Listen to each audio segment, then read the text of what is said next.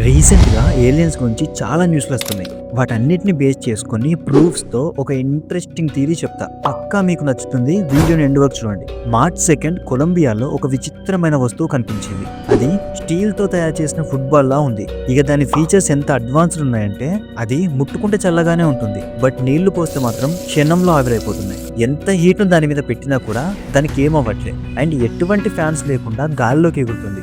అందులో నుంచి వచ్చే సౌండ్స్‌ను బట్టి ఎవరికో సిగ్నల్స్ పంపుతుందని మాత్రం తెలుస్తుంది.